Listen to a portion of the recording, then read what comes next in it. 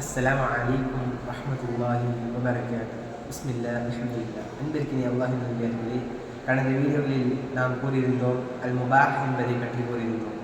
முபாஹுக்கான சில உதாரணங்களை இப்போ நான் கூறுகிறேன் இன்ஷா அல்லாஹ்.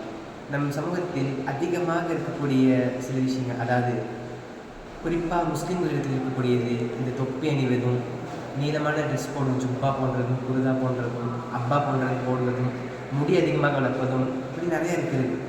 ஆனால் அது அனைத்திற்கும் கூலி கிடைக்குமா, இல்லை பாவம் கிடைக்குமா, அதை பற்றி பார்ப்போம். நபி ஸல்லல்லாஹு அலைஹி வஸல்லம் செய்தார்கள். தலை மறைத்திருக்கின்றார்கள், நீளமான ஆடைகள் அணிந்திருக்கின்றார்கள், முடி வளர்த்திருக்கின்றார்கள். அது அனைத்தும் சரிதான். ஆனால் அதற்கு அப்புறத்து பார்த்தோம் என்றால் அபூஜஹல் அவனும் இதையெல்லாம் செய்திருக்கின்றான். அப்படி பற்றி பார்த்தோம் என்றால் அபூஜஹல் இதை செய்தான் என்பதற்காக நான் இதை விளக்குகிறேன் என்றால் அதற்கு நன்மை கிடைக்க போவதில்லை. நபி ஸல்லல்லாஹு அலைஹி வஸல்லம் செய்தார்கள், அதற்காக நான் இதை விடுகிறேன், அதற்காக நான் இதை செய்கிறேன் என்று செய்தாலும் அதற்கும் நன்மை கிடைக்க போவதில்லை. அப்போது இந்த முபாஹில் பட்டது தான் இது அனைத்தும். ஏனென்றால் நபி ஸல்லல்லாஹு அலைஹி வஸல்லம் செய்வது அனைத்தும் நாம் செய்ய அனுமதிகள். நபி ஸல்லல்லாஹு அலைஹி வஸல்லம் 11 மனைவிகள் கட்டியிருந்தாங்க, அதுக்காக நமக்கு 11 பேர் கட்டணும்னு அனுவாதம் இல்லை.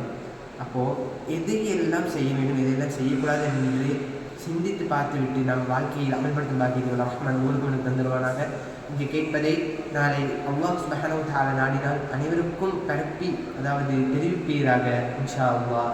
ஹதா மைந்தி வல்லாஹு அலம். அஸ்ஸலாமு அலைக்கும் வரஹ்மத்துல்லாஹி வபரகாத்துஹு.